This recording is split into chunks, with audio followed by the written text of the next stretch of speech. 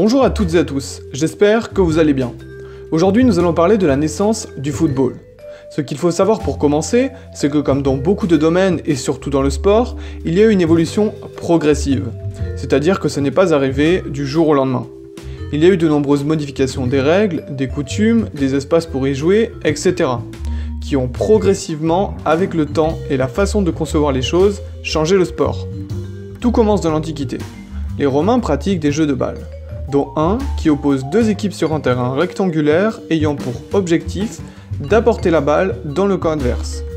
Les Grecs étaient également des pratiquants de jeux se jouant avec une balle, la maniant soit avec les pieds ou avec les mains.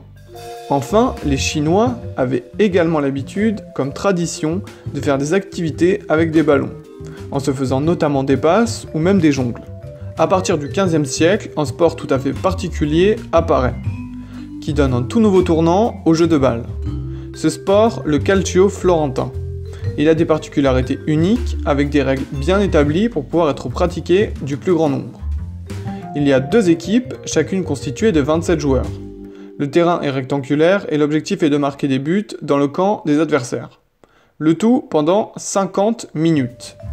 C'est un mixte entre du rugby, du football et même de la lutte, pratiqué surtout par les bourgeois.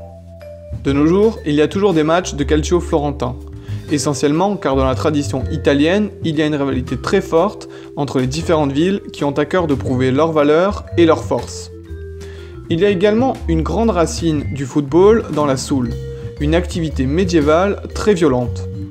Avec un ballon de cuir gonflé, les participants s'affrontent avec hargne et vivacité. Ces moments étaient surtout l'occasion de mettre les conflits à plat, mais très vite, les autorités l'interdirent. Il y avait bien trop de dégâts physiques entre les participants, et ça finissait le plus souvent en affrontement plutôt qu'en réel sport.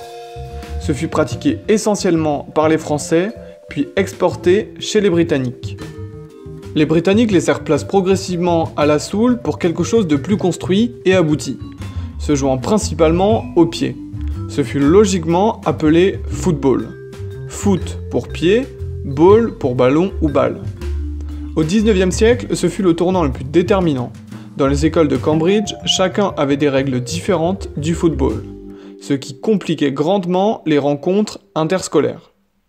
En 1848, il y eut donc un grand débat réunissant tous les établissements pour construire les règles et délimiter les pratiques du football.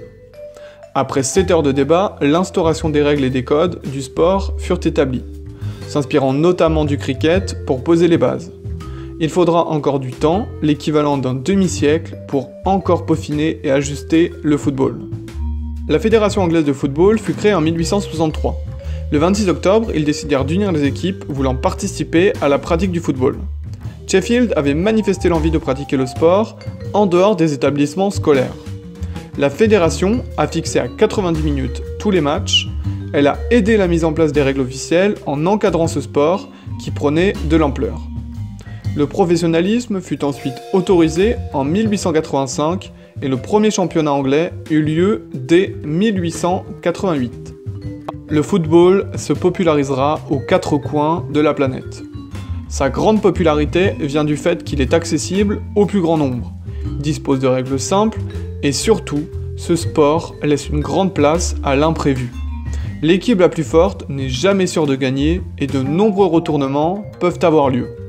Il est aujourd'hui l'un des sports les plus populaires et joués au monde, avec plus de 264 millions de pratiquants. C'était donc l'histoire de la naissance du football.